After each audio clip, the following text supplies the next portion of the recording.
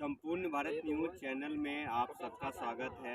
आज हम लोग हैं मधुबनी जिला में और बाऊवड़ी ये जगह है और ये जो है राजावली की कहानी से राजावली गढ़ को हम लोग जोड़ेंगे और कहीं न कहीं हमारा जो शास्त्र भी है उसमें 52 अवतार जो हुआ था विष्णु का, तो उससे भी रिलेटेड कहीं न कहीं ये जगह है।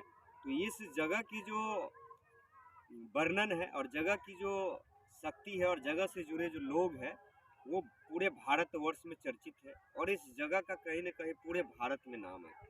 तो मैं अपने चैनल के माध्यम से आज आपको बताऊंगा कि यहाँ पे क्या है क्या नहीं है, ये सारी चीज़ हमारे साथ जुड़े हुए हैं फेज फिजिक्स के डायरेक्टर जो दरभंगा में इंस्टीट्यूट चलाते हैं और गरीब बच्चों को जो पढ़ नहीं पाते हैं उनके लिए हमारे चैनल के माध्यम से उनका फ्री एजुकेशन भी देते हैं। तो सबसे पहले उनका मैं स्वागत करूंगा और फिर मैं इस पे बात करूंगा। तो सर सबसे पहले हमारे चैनल में आपका स्वागत है।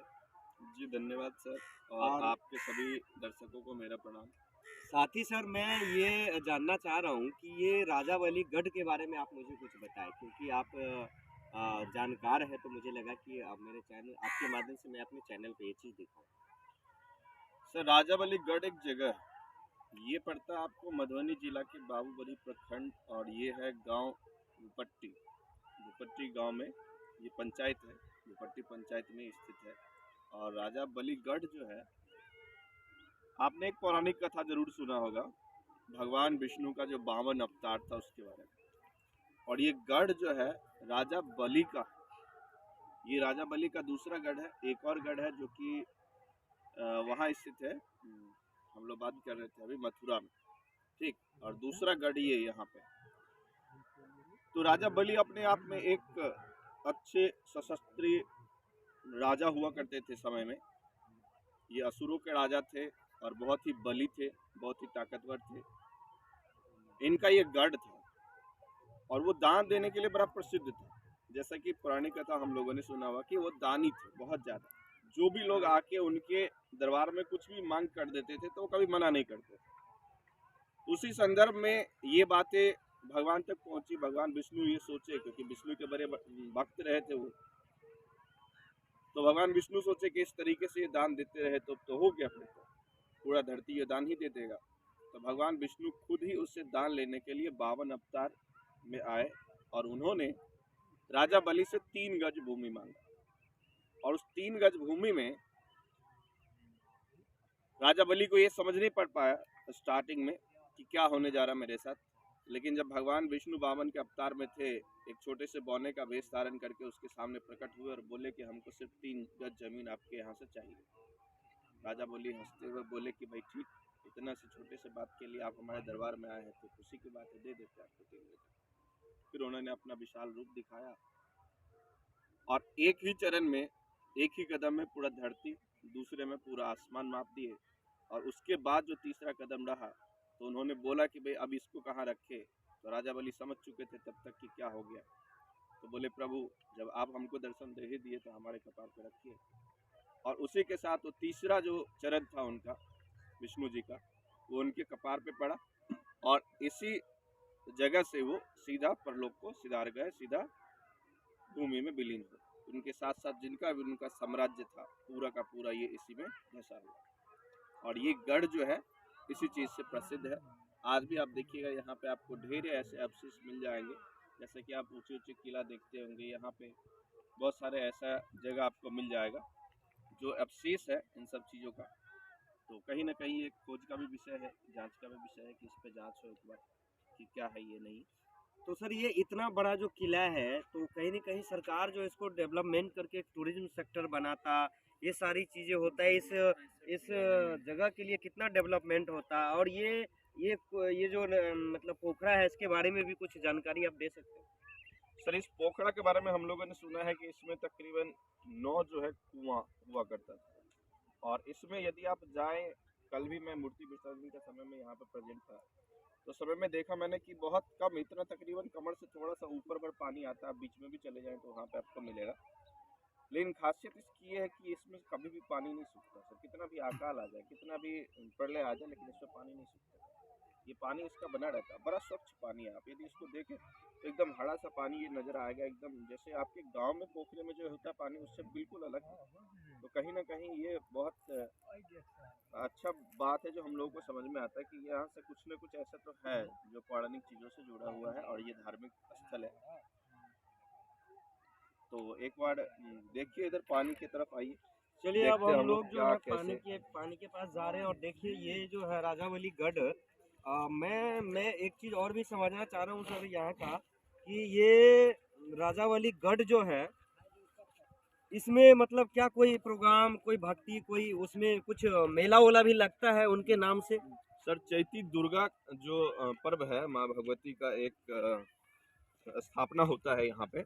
और चैती दुर्गा में सर यहाँ पे ये जो आप 171 एकड़ जमीन इसको बोला जाता है सर, यहाँ पे 365 बीघा जमीन है इसमें। और इतना बड़ा विशाल ये फील्ड है, और इस फील्ड पे आप आइएगा तो तकरीबन इसका 2/3 भाग आपको लोगों से भरा हुआ मिलेगा। यहाँ से तकरीबन 20 से 25-50 किलोमीटर के रेंज में लोग यहाँ पे आते हैं देखने के लिए चैती दुर्गा मेला को। अब बहुत विशाल मेला लगता है सर यहाँ। कुछ लोग यहाँ 1 जनवरी को इस तरीके से, और भी बहुत सारे लोग जो बच्चे हैं जो बर्थडे सेलिब्रेट करते हैं उस सब चीज़ों के सेलिब्रेशन के लिए आते हैं। कुछ लोग ऐसे भी हैं जो आस पड़ोस के गांव के हैं, तो वो सब अपना कुछ मवेशियों को लेके आते हैं चराने वगैरह के लिए। तो लेकिन मुझे लगता है कि कहीं ना कहीं आप पहले तो इस पानी को देखिए थोड़ा सा। आप कैमरामैन को बोलूंगा कि थोड़ा सा अच्छे से आपको दिखाए, ये पानी बहुत ही अच्छा और साफ आपको नजर आएगा। तो ये कहीं ना कहीं सर ये जो है पानी निकलने का स्रोत वो कुआं है, हाँ कुआं कहीं ना कहीं देखिए, या विष्णु जी का ये मांगा हुआ जगह पूरे मतलब दुनिया में इस जगह का इतना वैल्यू है कि मांगा हुआ जगह जो है आज भी हमारे मधुबनी में एक से एक इसके बारे में एक से एक बातें सुनने को मिलता है सर। यहाँ पे इतना सारा ईंट है, इतना सारा किला है वगैरह, जैसे होता है ना कि कहीं पे जैसे खंडहर के रूप में पड़ा हुआ, तो लोग जो गरीब लोग है वो अपना मिट्टी उठा के ले जाते हैं, या मान लीजिए ईंट ही उठा के ले गया अपना घर निर्माण में, किसी चीज़ में आप उसका यूज कर लिया। तो भाई कई सारे बातें जो हमको सुनने को मिलता है कि यहाँ से यदि आप मिट्टी ले जाइएगा, यहाँ से यदि आप कोई ईंट वगैरह लेके जाइए उसको घर में यूज करिएगा तो वो कुछ दिनों के बाद कोयला हो जाता है।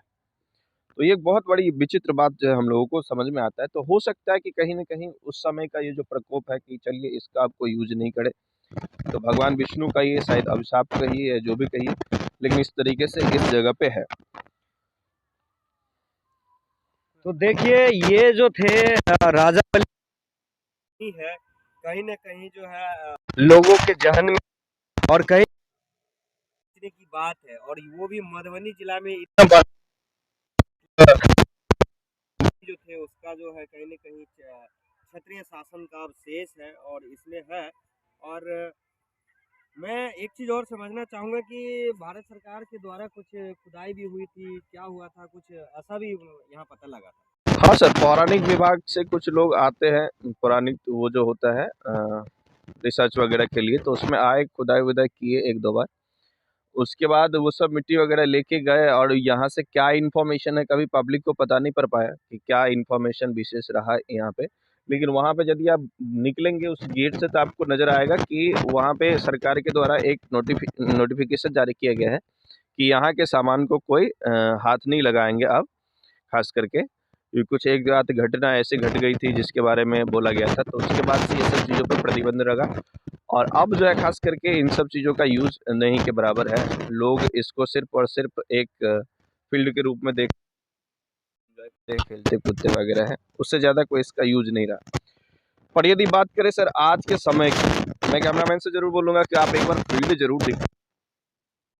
सच में इतना बड़ा फील्ड है, इसका यूज जो है मैं यदि समझूं कि लोग सोचते हैं कि कहीं पे हमको 10 फुट 5 फुट हम ये करेंगे नहीं, लेकिन उसके बाद यदि आपको 365 बीघा जमीन यदि ऐसे विशेष के रूप में, अवशेष के रूप में मिल जाए तो उसका यूज जरूर करना चाहिए। और इसमें मुझे लगता है कि बिहार सरकार जो है बहुत बुरी तरीके से फेल हुई है। 15-20 सालों से उन्होंने सरकार रखा है नीतीश जी ने यहाँ पे, लेकिन उसके बाद भी देखा जाए तो राजनीति कहीं ना कहीं जो है ना अपने यहाँ से इन सब चीज़ों को कुछ अच्छे रूप नहीं दे पाए। क्योंकि ये जगह देखिए, अब ये जगह यदि देखिए आप, एयरपोर्ट के लिए बहुत अच्छा जगह हो सकता है। नहीं तो उसके बाद डिफेंस का जो आपका एयरलाइंस वगैरह है, उस सब चीज़ों के लिए एक बहुत अच्छा जगह हो सकता था। ऐसा भी हो सकता है कि भाई इसमें आप किसी मंदिर का निर्माण करवाएं, इसमें आप किसी टूरिज्म सेक्टर इसको बनाए, कहीं अच्छी घूमने वाले जगह बनाए, नहीं ज़्यादा खर्च कर सकते तो कोई पार्क बनवाए इस तरीके से, ताकि लोग आए यहाँ पे, समझे। और जैसे ही लोग यहाँ पे आएंगे तो यहाँ के आस पड़ोस पे जो जितने भी आप देखेंगे यहाँ पे 10 किलोमीटर के रेंज में लोग जो है मैक्सिमम 90% लोग आपको तकरीबन कृषि पे आधारित, कृषि पे डिपेंडेंट मिलेंगे। तो मुझे लगता है कि कहीं ना कहीं यहाँ से एक इनकम का सोर्स भी बनेगा, लोगों की ज़िंदगी में भी बहुत ज़्यादा बदलाव आएगा। और बहुत बड़ी बात जो ये है कि अब देखिए समय बहुत बदल चुका है। अब मुझे लगता है कि इन सब चीज़ों पे एक बार गवर्नमेंट को सोचना चाहिए। और ये बात मैक्सिमम जहाँ से जहाँ जितना ज़्यादा हो सकता है, दर्शकों से अपील रहेगा कि आप लोग इन सब बातों को फैलाइए, इन सब चीज़ों पर सपोर्ट किया कीजिए, क्योंकि हम लोग कहीं आते हैं यहाँ पे इतना दूर आके ये सब करते हैं तो आप लोगों के हित में है।